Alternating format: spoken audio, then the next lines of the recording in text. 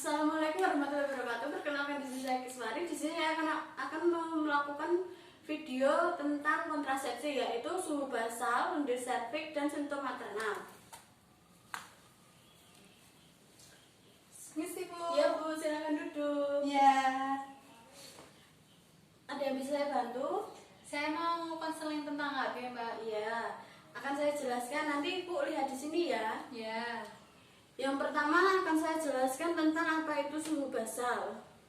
Suhu basal adalah suatu metode kontrasepsi yang dilakukan dengan mengukur suhu tubuh untuk mengetahui suhu basal tubuh yang dapat menentukan masa ovulasi.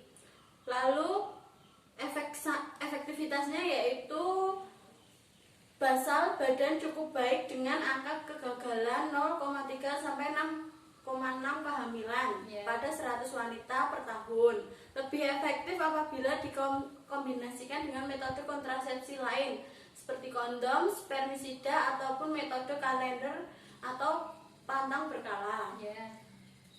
Lalu selanjutnya saya akan menjelaskan tentang keuntungannya, yaitu meningkatkan pengetahuan dan kesadaran pasangan terhadap masa subur. Yang kedua, membantu wanita yang mengalami siklus tidak teratur dengan cara mendeteksi ovulasi. Yang ketiga, dapat membantu menunjukkan perubahan tubuh lain selain lendir serviks. Lalu selanjutnya, keterbatasan metode suhu basal yaitu membutuhkan motivasi, perlu diajarkan oleh spesialis keluarga berencana alami. Suhu tubuh basal dipengaruhi oleh penyakit.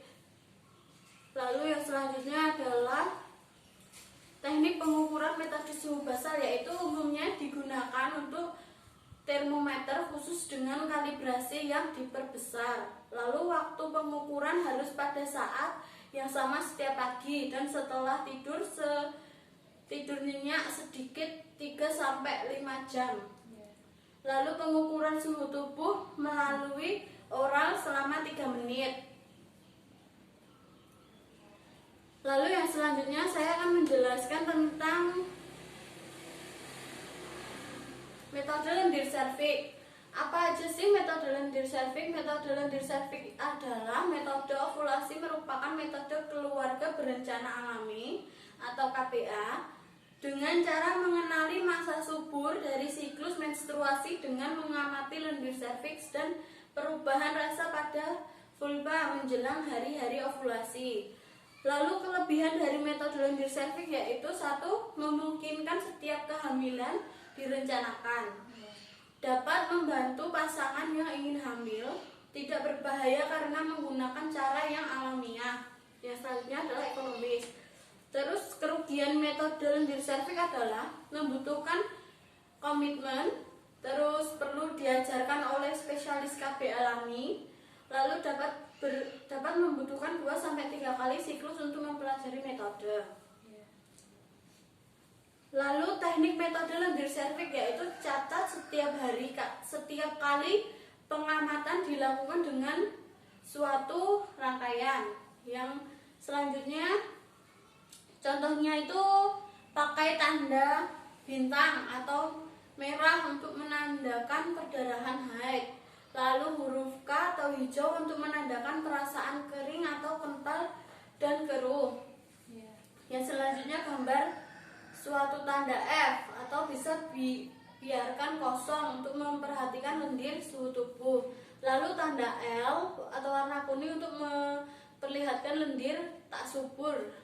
Lalu periksa lendir setiap kali ke belakang dan sebelum tidur. Kecuali ada perasaan sangat basah waktu siang, setiap malam sebelum tidur, tentukan tingkat yang paling subur. Lalu asisten atau pantang senggama paling sedikit. Lalu selanjutnya adalah metode kontrasepsi simptomaternal. Simptomaternal adalah metode keluarga berencana alamiah atau KBA yang mengidentifikasi masa subur dari siklus menstruasi wanita.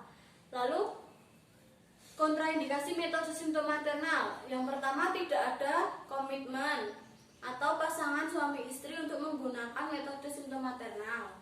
Yang kedua, wanita yang tidak dapat mengamati hari suburnya. Lalu yang ketiga, wanita yang ragu apakah dia mampu atau tidak melakukan hubungan seksual tanpa alat kontrasepsi.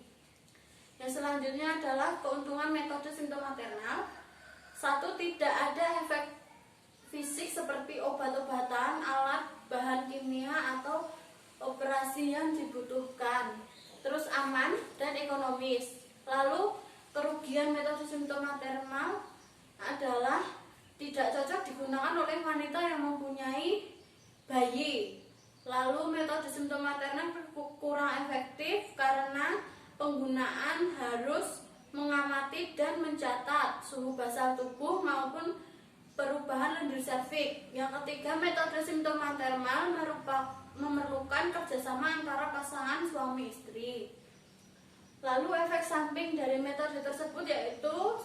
Komplikasi yang langsung tidak ada.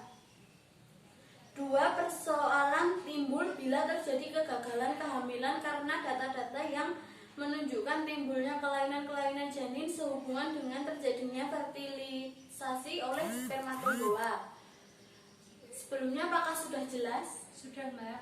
Baik, jika sudah, saya tutup konselingnya ya Bu. Terima kasih atas kunjungannya.